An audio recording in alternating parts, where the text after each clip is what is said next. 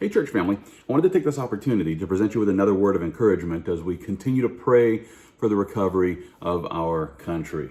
Now, I'll remind you, it was last April when I shared the good news about 3 promising treatments, namely remdesivir, hydroxychloroquine, and then finally, a treatment that's derived from the plasma of people who have recovered from COVID-19. Now, remdesivir and hydroxychloroquine, they've both helped many people to recover from this virus. But we can also rejoice now in knowing that the FDA has just issued an emergency use authorization of convalescent plasma for the treatment of COVID-19 in order to help hospitalized patients to more quickly recover. And just to be clear, listen, convalescent plasma in this context, it refers to the liquid portion of the blood taken from those who have recovered already from the coronavirus. Now, the plasma of those who have recovered from COVID-19, this plasma contains antibody proteins, which could help others to recover. And ever since last July, many doctors have been harvesting the plasma, testing it for safety, and then purifying the plasma to isolate those very important antibodies. You know, this plasma-derived therapy, it can actually be injected into another patient who is sick with COVID-19, thereby allowing those antibodies in the plasma to help the patient fight the virus until their own immune system is able to generate its own antibodies, thereby helping them to defeat the infection. It was actually last April when an expanded access program was started at the Mayo Clinic with support from the federal government. And then in June, the Mayo Clinic released data providing proof that this plasma treatment is actually a safe solution. You might not know this, but close to 100,000 Americans enrolled in this program, and over 70,000 have already received the treatment.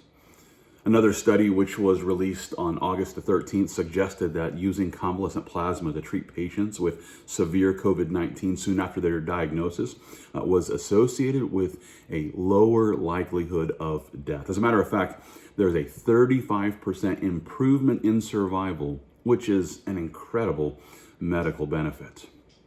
It's for this reason that the federal government has already spent $8 million on advertisements encouraging Americans to donate plasma. And listen, if you've recovered from COVID-19, then you should also consider donating your own plasma so that others might benefit from the antibodies that are found in your blood. Now, as we consider all the treatments that are currently available, this again includes convalescent plasma, remdesivir, hydroxychloroquine, and remember, budesonide, which is an inhaled steroid.